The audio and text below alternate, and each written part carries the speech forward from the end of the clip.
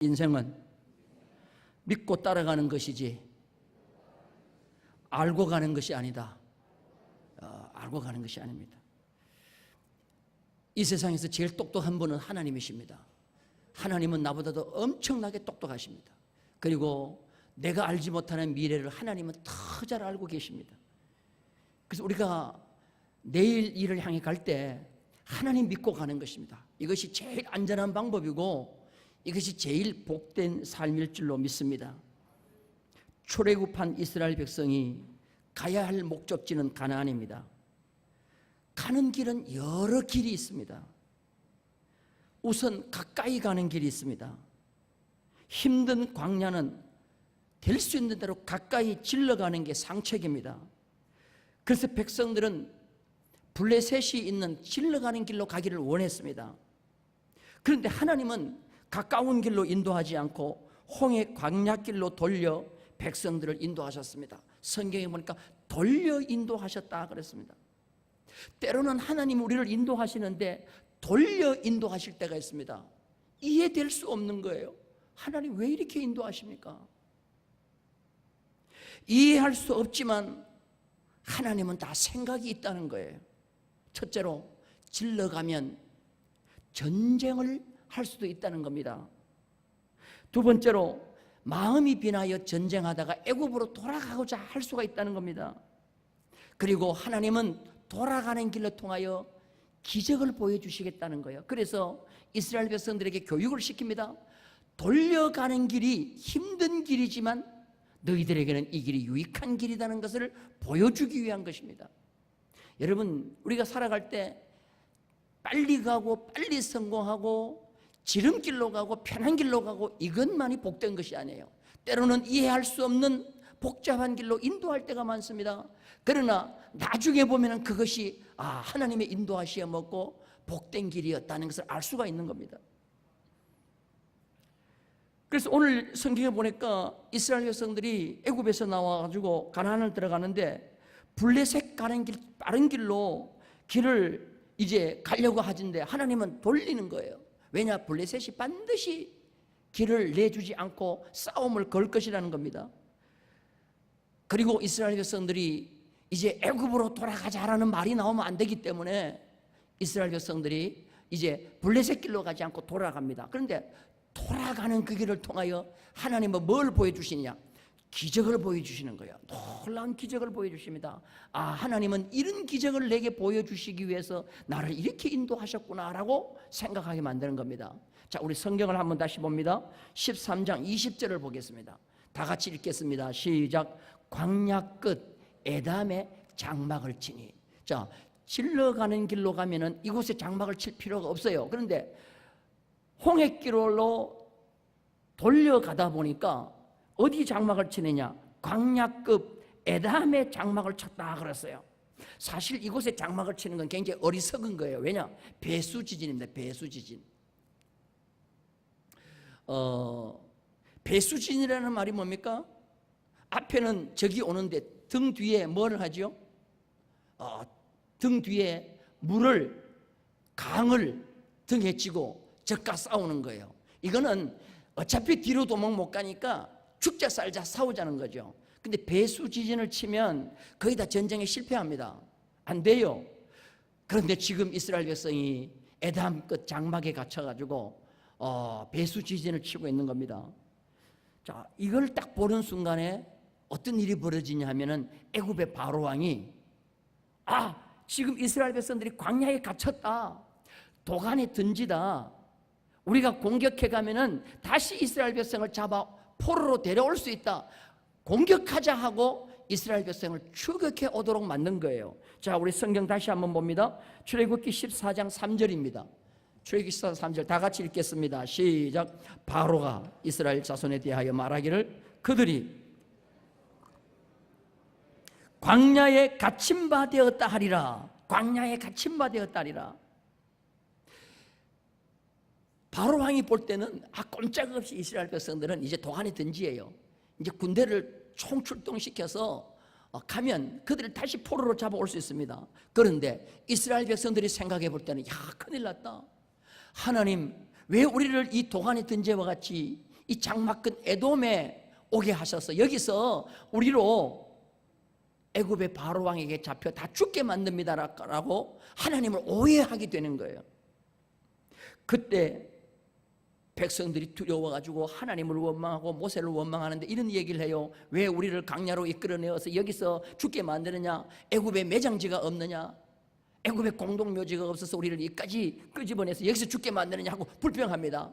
그때 모세가 하나님 앞에 기도합니다. 하나님, 왜 이렇게 우리를 인도하십니까? 물었을 때 하나님께서 뭐라고 하느냐? 기적을 보여주기 위함이다.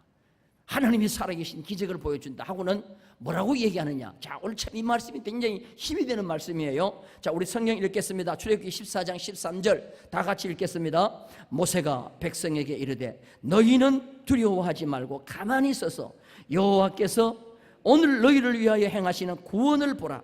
너희가 오늘 본 애굽 사람을 영원히 다시 보지 아니하리라. 14절 여호와께서 너희를 위하여 싸우시리니 너희는 기적을 보여주시기 위해서 오늘 하나님은 나를 이 도안의 든지처럼 만들었다는 거예요. 인생의 삶을 살아가다 보면은 이해될 수 없는 코너로 하나님이 나를 몰고 갈 때가 많아요. 저도 그런 경험 많이 했습니다. 앞으로 갈 수도 없고 뒤로 가니까 홍해가 있고 좌우를 살펴보니까 적군이 오고 이렇게도 못하고 저렇게도 못합니다. 그때 오늘 이 말씀을 기억해요. 너희는 가만히 있어서 여호와께서 너희를 위하여 일하심을 바라보라. 오늘 너희를 공격하기 위해서 온 저 애굽의 군대를 다시는 너희들이 보지 못하리라. 할렐루야. 따라서 합시다. 오늘 이 말씀은 내게 주신 말씀이다. 너희는 두려워하지 말고 가만히 있어서 여호와께서 너희를 위하여 일하시는 것을 보라. 기적을 보라는 거예요. 여러분들, 그렇기 때문에 우리는 알고 가는 게 아니에요. 하나님 믿고 가는 거예요. 때로는 코너에 몰려 있을지라도 하나님 믿고 가실 줄로 믿습니다. 그러더니 하나님께서 모세에게 너의 손에 지팡이가 있지, 지팡이 같은 손을 홍해 바다를 향해서 내밀으라 그랬어요. 내밀었더니 갑자기 동풍이 불더니 홍해를 어떻게 했어요? 물이 갈라지게 만드는 거예요. 놀라운 기적입니다. 그러더니 광야가 홍해 바다가 어떻게 됐어요? 마른 땅같이 된 거예요. 이스라엘 백성들이 마른 땅같이 걷는 거예요. 할렐루야. 질러 갔으면 이런 기적 체험했어요? 못했어요? 못했죠. 이해할 수 없는 길로 인도하시더니 이 기적을 보여주시는 거예요. 그래서 이스라엘 백성들이 다 건너갔습니다. 이제는 애굽의 군대도 자기들도 건너간다라고 홍해 바다에 오니까 이상하게 이 애굽 군대가 오니까 마른 땅이 되지 아니하고 쏘가되는 거야. 막 그냥 푹푹 빠지고 바퀴가 벗겨지고 애굽 백성들이 큰일 났다 돌아가자라고 돌아가는데 하나님이 모세를 향해서 뭐라 그럽니까? 너의 손을 다시 홍해 바다로 펴라. 그래서 폈더니 물이 어떻게 됐어요? 여전하게 다시 모여들었어요. 애굽의 군대가 전멸했어요. 하나님의 말씀처럼 애굽 군대를 다시 볼 수 있어요? 없어요? 그래서 애굽의 역사를 보면요, 한순간에 애굽의 군대가 전멸되어 군사력이 마비되는 때가 있었어요. 그때가 바로 언제냐? 홍해 바다에서 애굽의 군대가 다 물에 빠져 죽었습니다. 600승이라고 하는 그 군대가, 병거가 다 홍해 바다에 몰살당했습니다. 하나님은 이 기적을 보여주시기 위해서 이스라엘 백성들은 뭐요? 질러가는 길로 인도하지 않고 우회하고 돌아가는 길을 인도했다는 거예요. 여러분, 쉬운 길 놔두고 하나님은 우리를 돌려가는 길로 인도하실 때 여러분들 하나님을 바라보기를 바랍니다. 따라서 합시다. 하나님은 다 생각이 있으시다. 믿으시오? 아멘? 하나님은 다 생각이 있는 거예요. 그런데 하나님만큼 덜 똑똑한 이스라엘 백성들은 뭐예요? 왜 이렇게 엉터리같이 인도하냐고 말하는 거예요. 엉터리는 백성이 엉터리지 하나님이 엉터리가 아닌 거예요.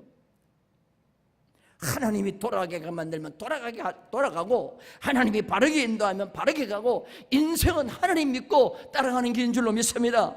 내가 아는 길이라고 최상의 길이라고 생각하지 마세요. 하나님이 인도하시는 길이 최고의 길인 줄로 믿습니다. 중앙아시아에서 있었던 일입니다. 선교사님이 선교 간증에 그렇게 한 거예요.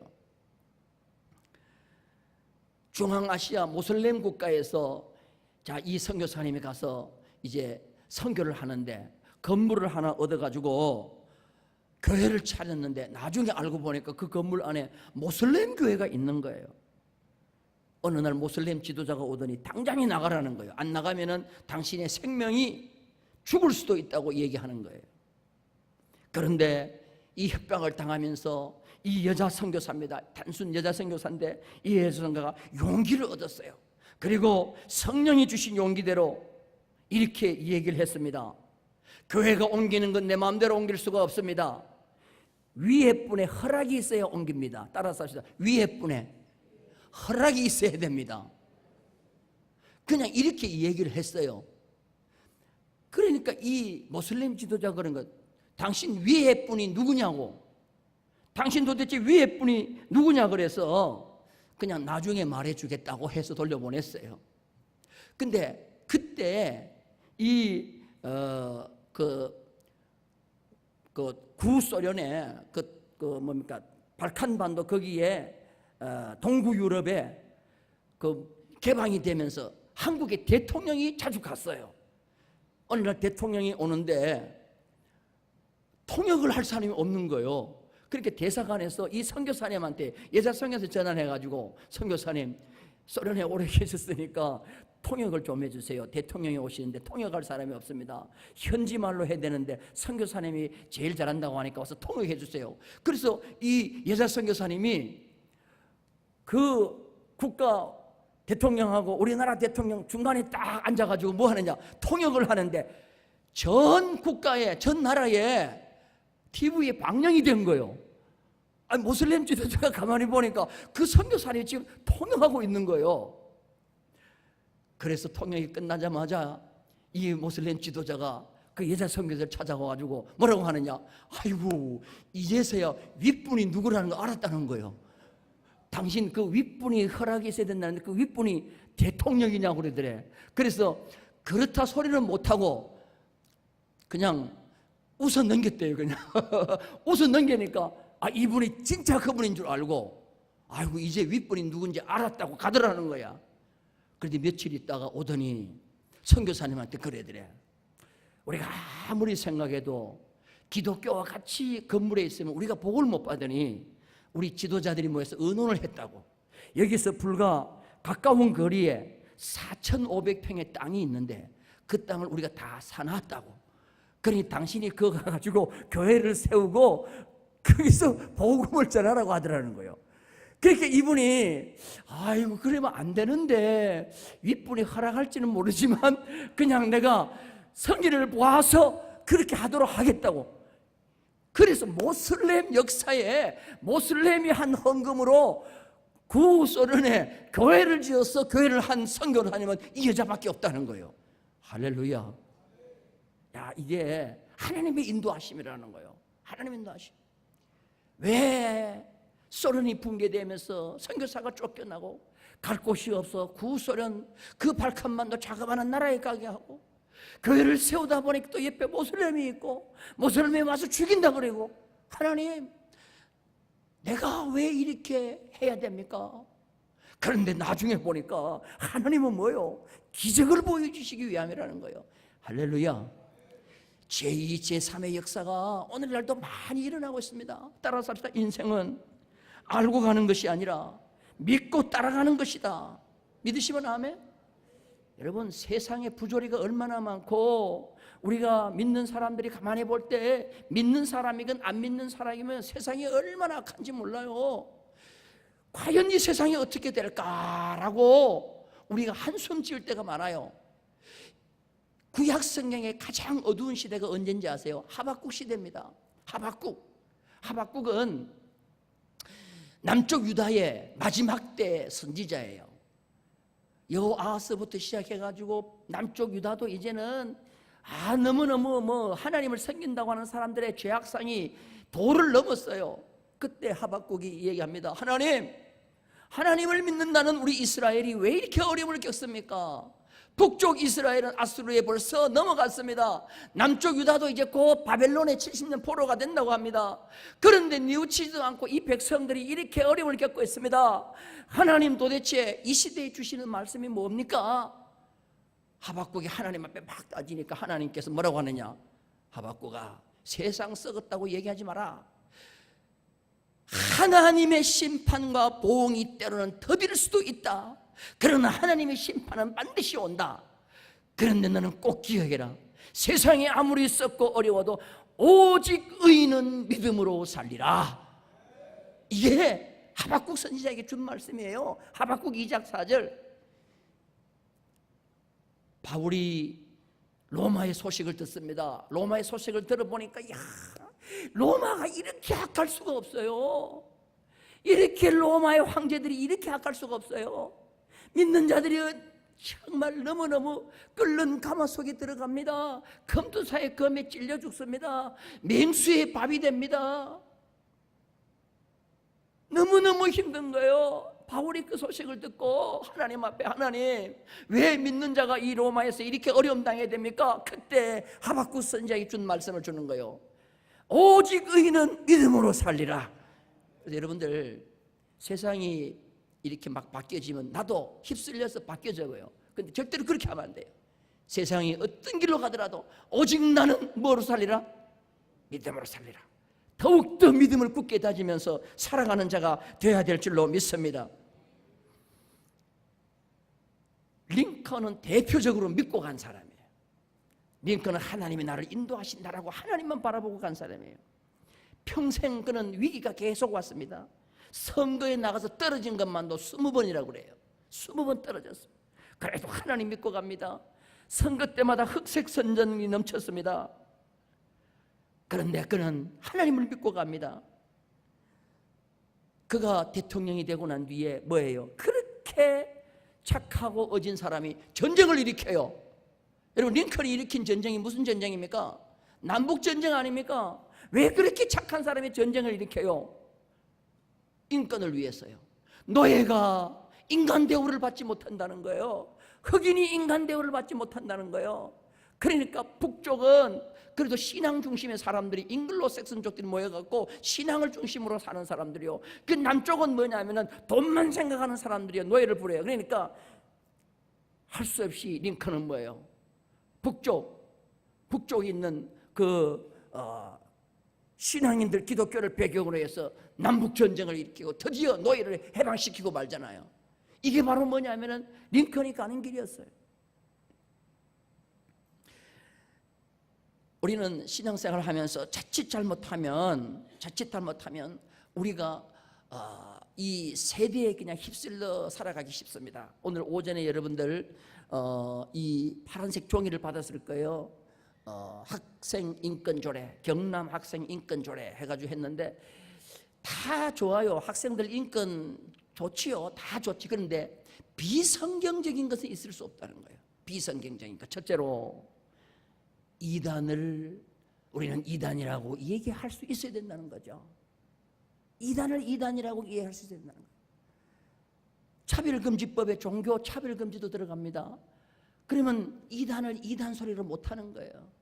그리고 우리의 자녀들 이제 자유권을 보장해 줘야 되기 때문에 너 왜 아침에 빨리 일어나서 교회 안 가? 하고 깨워서 교회 강제로 보낼 수 없다는 거예요. 걔들이 싫은 것을 왜 부모라고 강제로 보내냐 이거죠. 걔들이 신앙생활 하는 건 걔들에게 자유권이 있다는 거죠. 이게 학생 인권 조례라는 건데, 이게 어떻게 보면은 학생들의 권위를 보호한다는 측면에서 부모의 권위는 떨어지고 교권도 떨어지고.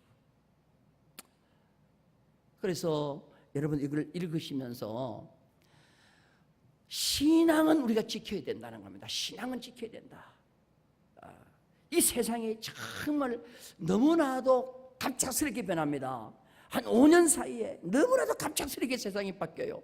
이제는 앞으로 어떻게 될까가 걱정이 될 만큼 바뀌어지고 있어요. 이럴 때 우리는 꼭 기억해야 됩니다. 우리가 가는 길은 믿음으로 가는 길을 우리가 반드시 지켜야 될 줄로 믿습니다. 그래서 미국에 가면 링컨 기념관이 있어요. 워싱턴 광장에 가면은 링컨 기념관이 있는데, 그 기념관에 가면은 링컨 기념관에 링컨이 평소에 읽던 성경책이 있는데 너무너무 손자국이 나가지고 패여 있는 곳이 있어요. 그 성경이 뭐냐면은 시편 34편 4절이에요. 자, 우리 성경 한번 보겠습니다. 시편 34편 4절 다 같이 읽겠습니다. 시작. 내게 응답하시고 내 모든 두려움에서 나를 건지셨도다. 할렐루야. 위기는 항상 있습니다. 그런데 그 위기는 뭐냐? 하나님 앞에 구하면 응답하실 기회라는 겁니다. 그래서 우리는 두려움에 휩싸여 있지 마시고 하나님 앞에 기도하는 것입니다. 그래서 어떤 어려움이 오고 힘든 일이 오더라도 우리는 하나님을 믿고 하나님을 신뢰하고 주님을 바라보고 나아가면서 기도하면서 나아가는 겁니다. 한번 따라서 합시다. 내가 기도하면 하나님이 일하신다. I pray, God work. 이게 대단히 중요한 거예요. 나는 기도하면 하나님이 뭐요? 일하신다. 그래서 우리는 믿고 가는 게 제일 중요한 것입니다. 믿고 가는 거. 저는 방송 프로그램의 그 타이틀이 뭔지는 몰라요. 잠깐 그냥 봤어요. 금요 기도회를 마치고 내가 가서 본 건가 그래요. 자, 이런 얘기입니다. 여러분도 봤을 수 있어요. 부부가 결혼을 해서 두 자식을 낳았습니다. 자식이 이제 많이 컸어요. 그런데 남자가 여자 앞에서 과거를 실토합니다. 뭐라고 하느냐? 자기야, 지금까지 내가 숨기고 있었던 것이 있어. 내가 이제 더 이상 감출 수가 없어가지고 고백하겠어. 자기야, 나 결혼하기 전에 감방에 갔다 왔어. 무슨 죄는 묻지 마라. 내가 감방에 살다가 나왔어. 내가 전과자야. 이렇게 실토를 하는 거예요. 그러니까 아기를 둘 낳았던 그 여자가 깜짝 놀라는 거예요. 그러면서 뭐라고 얘기하느냐? 그걸 왜 진작에 얘기하지 않았어? 왜 결혼하기 전에 얘기하지 않았어? 그걸 나에게 얘기해야 되잖아. 그러니까 이 남자가 뭐라고 하느냐? 결혼 전에 얘기하면 당신이 나를 사랑하지 않고 헤어지자고 할까봐 얘기를 안 했어. 그러니까 이 여자가 우는 거예요. 당신 어떻게 그런 말을 할 수 있냐는 거예요. 당신이 전과자라는 것을 내가 알고 내가 당신을 버리고 갈 사람으로 지금까지 생각했냐는 거예요. 당신이 전과자라는 것은 과거라는 거예요. 나는 당신의 과거랑 살고 있다는 게 아니에요. 나는 당신의 지금과 살고 있다는 거야. 그리고 당신의 미래와 살고 있다는 거예요. 당신이 이렇게 나를 왜 나쁜 사람으로 보라는 거냐? 나는 당신을 사랑했지 당신의 과거 전과자라는 걸 사랑한 것이 아니라 왜 그걸 나에게 진작에 얘기해 주지 않냐는 거예요. 그래서 막 울어요. 그러면서 뭐라고 앉아서 이 여자가 당신 지금까지 그걸 마음에 나에게 숨기지 않고 얘기하지 않으면서 얼마나 마음이 아팠겠냐는 거예요. 나는 그것 때문에 운다는 거예요. 여러분, 여자가 좋아요, 안 좋아요? 따라서 듣고 보니 나갔다. 여러분 이렇게 이런 마음을 가질 수 있는 여자, 여러분 여자예요? 나 우리 집사람한테 한번 묻고 싶어. 내가 만약에 그러면 당신 그냥 지금까지 그거를 속으로 얘기하지 않고 끓이느라고 얼마나 가슴 아팠겠어. 그걸 진작에 얘기하고 자유로워지지. 나는 당신을 사랑하지 과거를 사랑한 것이 아니야. 그건 과거야. 와, 너는 저 여자 진짜다. 저 여자 진짜다. 그런데 놀라운 것은 뭐냐? 그것이 가짜요, 가짜. 여자의 반응이 어떤가를 알아보려고 꾸민 얘기야. 그러면서 스텝전이 쭉 나오면서 그 여자를 칭찬하는 거예요. 아유, 이 남자 진짜 전과자가 아니고 우리가 그냥 가짜로 꾸몄다는 거예요. 그러면서 얘기하는 거예요. 당신 진짜 어떻게 그런 마음을 가질 수 있냐? 그때 그 여자가 하는 말이고요. 나는 믿는다. 나는 믿는다. 여러분, 착한 아내는 남편도 믿어. 그런데 우리 성도는 누구를 믿어야 되냐 말이지. 하나님을 믿어야 되지 않냐 이거죠. 믿으시면 아멘. 그런데 애굽에서 10가지 재앙도 봤어요. 그리고 마지막 장자의 죽음까지 봤어요. 그런 이스라엘 백성들이 하룻밤 지나고 광야에 배수 지진 치고 애국 군대가 오자 10가지 재앙을 일으켰다 하나님 다 잊어버려요. 우리가 죽게 되었다. 애굽으로 돌아가자. 매장지가 없냐? 그런 얘기를 하는 하나님이 이스라엘 백성을 바라보고 어떤 생각을 했겠냐 이게야. 그때 하나님이 모세에게 주신 말씀이 너희는 가만히 있어서 여호와께서 너희를 위하여 일하심을 보라. 그걸 바라보면 오늘날 갑자기 믿음이 다운된 우리의 모습을 볼 때가 있다. 우리의 모습, 조그마한 환경 속에서 우리의 모습, 조금 물질이 손해보고 잠깐 건강이 약해지고 조금 뭐가 어려워지면 갑자기 믿음이 툭 떨어져서 하나님 없는 삶을 사는 것 같아요. 그러나 여러분 꼭 기억하세요. 인생은 알고 가는 것이 아니다. 하나님을 믿고 가는 것인 줄로 믿습니다. 오늘 이 믿음이 우리 모두에게 있기를 주님의 이름으로 축원합니다.